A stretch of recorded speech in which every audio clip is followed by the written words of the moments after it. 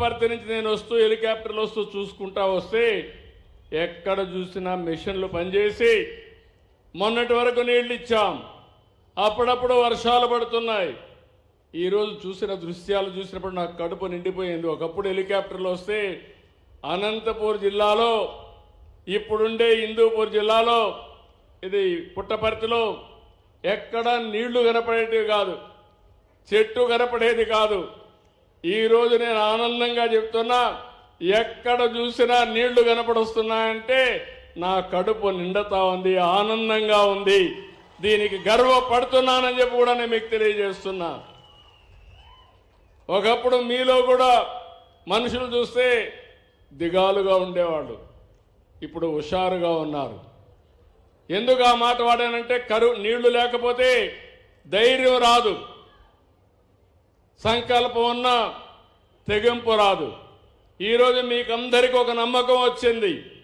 మేము కూడా అందరికంటే బ్రహ్మాండంగా పనిచేసి నెంబర్ 1 స్థానానికి రాగలుగుతామని నమ్మకం వచ్చిందంటే దానికి కారణం హంద్రి నీవా అని చెప్పి నేను మీకు తెలియజేస్తున్నా. ఇప్పుడే మీకు ఒక బుక్ కూడా తీసుకొచ్చారు. ఏదైతే కాఫీ టేబుల్ బుక్ కింద బ్రహ్మాండంగా మొన్నే హార్టికల్చర్ ఇది కూడా మీటింగ్ పెట్టారు, వర్క్షాప్ పెట్టారు, మంచి పుస్తకం తీసుకొచ్చారు. నిన్న మొన్న నేను చెప్పాను, ఒకప్పుడు కోనసీమ, అందాల సీమ, సినిమాలు కూడా అక్కడ తీసేవాళ్ళు.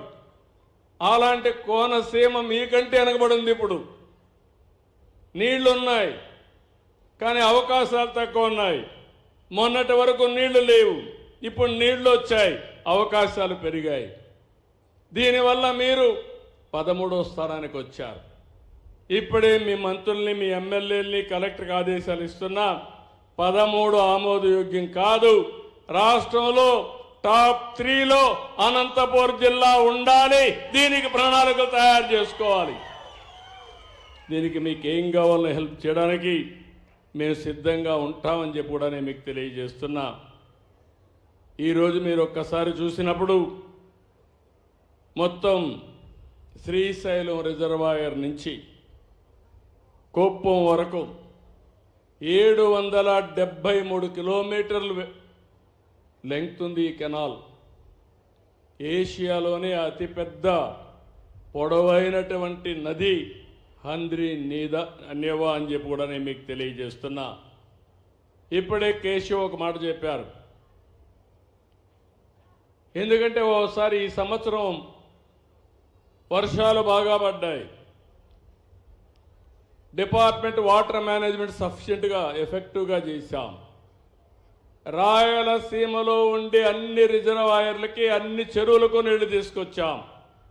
ఇప్పుడే నేను ఒక మాట అడిగాను, అనంతపూర్ జిల్లాలో ఎన్ని చెరువులు ఉన్నాయి, ఎన్ని చెరువులకు నీళ్ళు ఇస్తున్నాం, అవసరమై చిన్న చిన్న లిఫ్ట్లు పెట్టి అన్ని చెరువులకు నీళ్లు ఇచ్చే బాధ్యత ఈ ప్రభుత్వం తీసుకుంటామని మరొక్కసారి మీ అందరికీ హామీ ఇస్తున్నా. ఈ జిల్లాలో వచ్చే వర్షాన్ని, ఆ వర్షపు నీటిని నేను ఒకప్పుడు భూగర్భ జలాలుగా మార్చాలని 10 లక్షల ఏదైతే వర్షపు నీరుని మార్చడం కోసం ఫామ్ పాండ్స్ తయారు చేశాం. 10 లక్షలు దువ్వాం. ఇప్పుడు చాలా వరకు మీరు పూర్తి చేశారు. అక్కడక్కడ కనపడుస్తున్న అడవుల్లో దువ్వినటువంటి కంటూర్ ట్రెంచెస్ మాత్రం కొన్ని కనపడుస్తున్నాయి. అనేక ప్రయత్నాలు చేశాం. భూగర్భ జలాలు పెంచడానికి, రిజర్వాయర్లో నీళ్లు పెంచడానికి అనేక ప్రయత్నాలు చేశాం. కానీ ఇప్పుడు ఇంకొక కొత్త ప్రయత్నం మీరు చూస్తే హంద్రి నీవా పూర్తి చేస్తున్నాయి. తెలుగు గంగా లేకపోతే మిగిలిన గాలేరు నగిరి అన్ని పూర్తి చేస్తున్నాయి. పోలవరం టు బనకచెర్ల, గోదావరి నదిలో ఎక్కువ నీళ్లు వస్తాయి.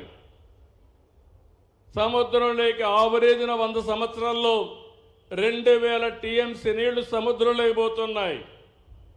అందులో ఒక 300 టీఎంసీ నీళ్లు మనం తెచ్చుకోగలిగితే రాష్ట్రం మొత్తం సస్యశ్యామలం అయిపోతుంది. ప్రతి ఎకరాకు నీళ్లు ఇచ్చే అవకాశం వస్తుంది. ప్రతి ఎకరాకు నీళ్లు ఇస్తే రైతులు బంగారు పండిస్తారు. బంగారు పండించడమే కాదు, దీనివల్ల రాష్ట్ర ముఖ చిత్రమే మారిపోతుంది. అలాంటి కార్యక్రమానికి శ్రీకారం చుడుతున్నాం. ఇది 398 కిలోమీటర్లు. ఇప్పుడే ప్రాథమిక అంచనాలు 81,000 కోట్లు కావాలి. కానీ కొంతమంది అయితే ఇది సాధ్యమా అనుకుంటున్నారు. నేను కూడా అసాధ్యం అనుకుంటే చేసేవాడిని కాదు. కానీ ఏదైనా సరే ఒక సంకల్పం ఉంటే అది దారి చూపిస్తుంది. ఆ సంకల్పంతో ముందుకు పోతున్నా. నేను కానీ పోలవరం నుంచి బనకచెర్ల వరకు నీళ్లు తేగలిగితే నా జీవితం సార్థకత అవుతుందని చెప్పి నేను మీకు తెలియజేస్తున్నా. దీన్ని మాత్రం వదిలిపెట్టే పరిస్థితి ఉండదు.